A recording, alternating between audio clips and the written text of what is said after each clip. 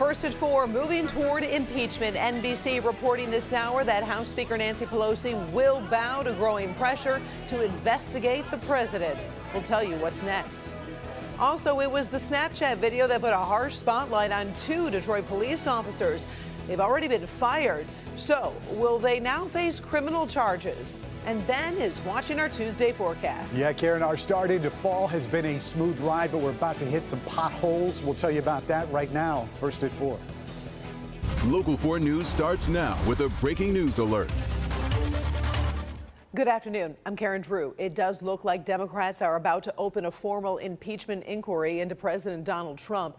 NBC is reporting House Speaker Nancy Pelosi will make that move later today. Now, she did speak late this afternoon, but did not publicly commit, at least not yet. It's really sad to think that our president would perform an impeachable offense. It's hard. You know, it's hard to say we've gotten to that place. But what would be an impeachable offense would be that which is proven in an investigation. Right, and we have to have an investigation. Now, the tipping point seems to be an alleged phone call between President Trump and the leader of the Ukraine. Devin Skillion is following some of the other developments. Devin, the president is fighting back.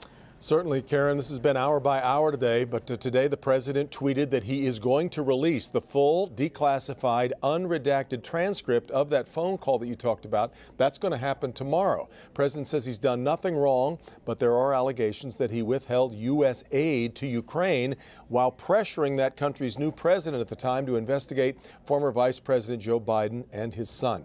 Right now, Speaker Pelosi meeting with the Democratic caucus. We expect an announcement from her here now at any moment. All day long, though, there's been a growing chorus of Democrats lining up to push for an impeachment inquiry. Today, the president defended himself again when talking to reporters at the United Nations. But among the Democrats now announcing support for impeachment, Michigan's Elissa Slotkin. The very basic idea of getting foreign help to influence American political process, that is beyond the pale. That call was perfect. It couldn't have been nicer. And even the Ukrainian government put out a statement that was a perfect call. There was no pressure put on them whatsoever. As we said, the House Speaker, these meetings have been going on with key Democrats this afternoon. She's expected to have some kind of statement here at about 5 p.m. So just about an hour from now, we'll be monitoring events, and we'll have updates, of course, on Local 4 News at 5. You can also keep up to date with it on clickondetroit.com. Karen, back to you. All right, thank you, Devin. Wayne County prosecutors say 2 former Detroit police officers will not face charges for a controversial Snapchat video that got some national attention. If you recall, it was back in January when officers pulled a woman over and impounded her car. She then decided to walk home. Then Corporate Gary Steele recorded her placing a "What Black Girl Magic Looks Like" filter over the video, while his partner, Michael Garrison, reportedly said, "Walk of shame." When the woman is out of view, Steele is accused of saying, "Bye, Felicia." And we did ask Chief Craig about the prosecutor's decision. He says he can't comment until reading the prosecutor's report. Meantime, Prosecutor Kim Worthy released a statement saying while the former officer's behavior was reprehensible and disturbing, there was insufficient evidence to charge either officer with a crime. Well, now we do have some new information on that crash that closed a major road during the noon hour. Take a look. We're talking about Long Lake Road near Middle Belt, which does remain closed right now after this gravel hauler rolled over. There are people injured after that crash. We're waiting on exact word from police on how many and exactly what their conditions are this afternoon. Crews are working to clear the road. We'll let you know when it reopens, but definitely try to avoid that area, Long Lake near Middle Belt. Local 4 always monitoring the strike talks between the UAW and General Motors, and today marks day 9 of the work stoppage. We're told negotiations kicked off again around 8 o'clock this morning. So far, it's been quiet on both sides. Neither the union or company offering specifics on progress. We have heard sticking points involving compensation, health care, and temporary workers. Make sure to look for updates here and on clickondetroit.com. Everyone got out safely, and the 10 people missing are accounted for after this massive fire just destroyed a senior apartment complex on Detroit's east side. We're told the fire started outside And witnesses say they saw chairs outside of the apartment complex burning before the fire spread inside. Investigators, including an arson team, working to determine the cause of the blaze. At 5, we're going to go live and we're going to get the very latest on the investigation. We'll also find out where those senior residents go from here. Now let's move to the first forecast. We're enjoying a sunny fall day right now, but there could be rain lurking in the days ahead. So Ben, what's up? Yeah, Karen, if the rest of fall looks like this, we're doing pretty good. But as you can imagine, that's about to come to an end. 76 right now. The winds, not all that bad. The sunshine definitely in our favor. But tomorrow, it is going to be the wind that we're going to have to worry about, and it's not going to be in the peak of the afternoon either. When we get into Wednesday, we're going to see some pretty serious gusts just walking out the door in the morning tomorrow. We'll discuss that. And of course, rain chances that are coming along with it, and some very up and down temperatures as we head towards the back end of the 7-day forecast. That's all in a few minutes. Karen? Here in Michigan, boosting women in business and shattering glass ceilings. We are talking about the work of the Great Lakes Women's Business Council, which has been meeting for 2 days in Novi. Paula Tutman was in the middle of it all with a story on the groundbreaking, game-changing organization. I think what's so incredible is there was a time not so very long ago, just the idea of being a woman-owned business owner or your own boss was considered foreign, so foreign that some people even laughed at that idea. It's beyond my expectations. It's beyond my dreams, frankly. Michelle Richards, the founder and CEO of the Great Lakes Women's Business Council, remembers those early days well. In 1984, no one believed in the idea of women starting businesses.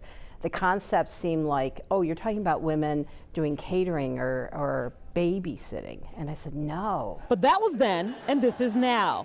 Through Great Lakes Women's Business Council, we've met glass blowers, construction workers, candy makers, concerned about the level of women living in poverty and the barriers to even think about being a boss instead of a worker.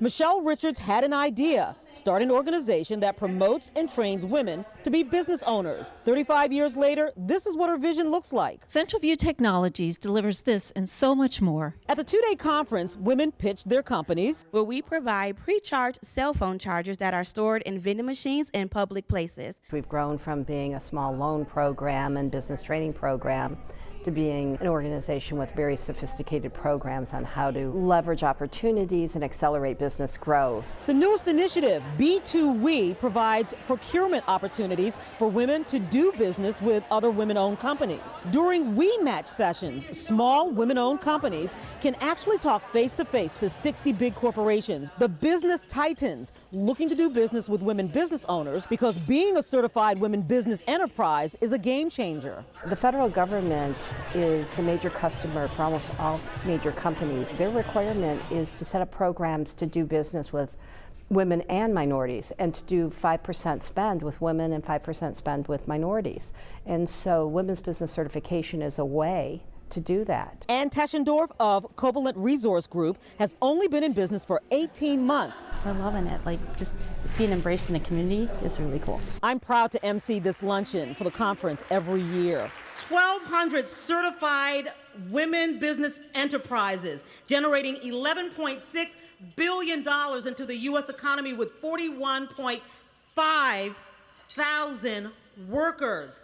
And that is not bad for a 35-year-old with a staff of only 17. In the room, more than 800 ladies who are lunching from across Michigan and as far away as California and Texas. And they are not talking laundry detergent, but line items. All of this from a gender that just 35 years ago didn't have a clear agenda. My, how times have changed. Paula Tutman, Local 4. Oh, they sure have. Thank you, Paula. Still ahead, first at 4. We talk about a groundbreaking new smartphone, but it comes with a word of caution for customers. Up first, trapped by rushing floodwaters. We talk about rescues that included a school bus filled with children. But first, Dr. McGeorge is in our Local 4 studio. Hey, Karen, we're getting new information about the vaping crisis from the CDC. I've been watching a hearing on Capitol Hill, and I'll tell you where things stand in the search for the cause of several hundred illnesses and several deaths. Good Health is next. Breaking news as well, just in from the Michigan Health Department, confirming the first case of West Nile virus in Oakland County this year. The county health division says the patient who tested positive is a 70-year-old man. Now, health experts say you need to protect yourself from mosquitoes until the first frost of the year. We'll be following this breaking news story. Right now, we're going to take a quick break.